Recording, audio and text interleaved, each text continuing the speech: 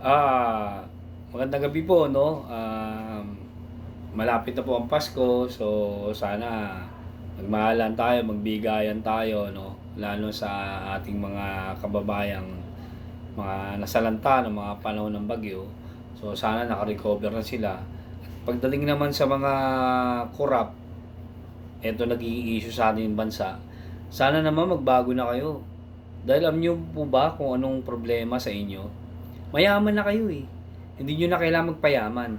I-share niyo yung blessing sa inyo sa mga mahihirap. So, nagpapasalamat po ako sa mga nagsu-support sa atin sa social media, sa FB, Instagram, like YouTube.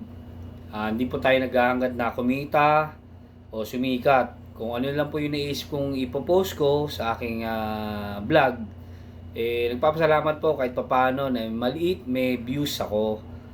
Yun lang po, ma-share ko lang yun sa akin. Saka mag-iingat po kayo, lalo na yung mga kababayan natin na karsada naghahanap buhay. Mag-ingat po kayo, lagi po nyong iisipin na yung pagmamaneho sa karsada, aalisin nyo po yung pag-iisip, lalo na yung mga problema sa buhay, sa bahay, iiwan nyo po yan sa bahay nyo.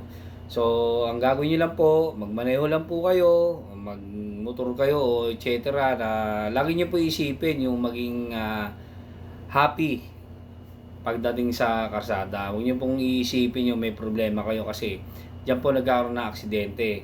Yung konting kibot, gagalit kayo, magipag-away kayo. Yun po iwasan natin mga kababayan.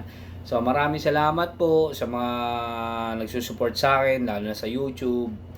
Maliit man po, pero pagdating ng panahon, baka lumawak, lumaki o ano. Yun lang po. Lagi niyo pong tandaan, ingat po kayo. Malapit na po ang Pasko. Merry Christmas 2025, no? Sana po magbago na po tayo. So, yun lang po. Maraming salamat po sa inyong lahat. God bless po. Mabuhay po kayo.